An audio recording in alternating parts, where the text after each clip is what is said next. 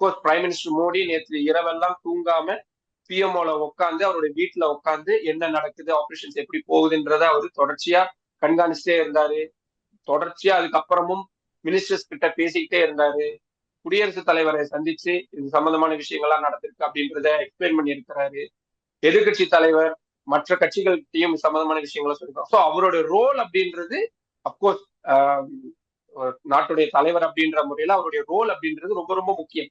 But ஆனா இந்த operation Sindoor பெயர் வைத்ததுல இருந்து, இந்த டார்கெட்ஸ் பிக்ஸ் பண்ணதுல இருந்து, பயன்படுத்தப்பட்ட நவீன ஆயுதங்கள், இது எல்லாமே வந்து கலெக்டிவான டிசிஷன்ஸ்.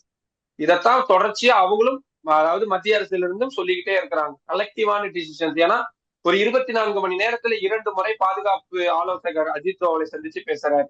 RSS அமைப்புடைய தலைவர் மோகன் பகவத்தை சந்திச்சு பேசுறாரு. மக்களவை எதிர்கட்சி தலைவர் ராகுல் காந்தியை சந்திச்சு பேசுறாரு. மற்ற கட்சிகளுக்கு என்ன மாதிரியான நடவடிக்கைகள்லாம் எடுக்கப்பட்டு இருக்கு அப்படின்ற விளக்கங்கள் கொடுக்கப்படுது. உலக தலைவர்கள் பேசுறாங்க. முப்படைகளுடைய தலைமை தளபதி கிட்ட பேசியிருக்கிறாரு. முப்படைகளுடைய தலைமை தளபதியுடைய தளபதியை கூப்பிட்டு தனியா பேசியிருக்கிறாங்க. ஒட்டுமொத்தமா நடத்தி இருக்கிறாங்க. மத்திய உள்துறை அமைச்சர் அமித்ஷா கிட்ட தனியா மீட்டிங் நடந்திருக்கு.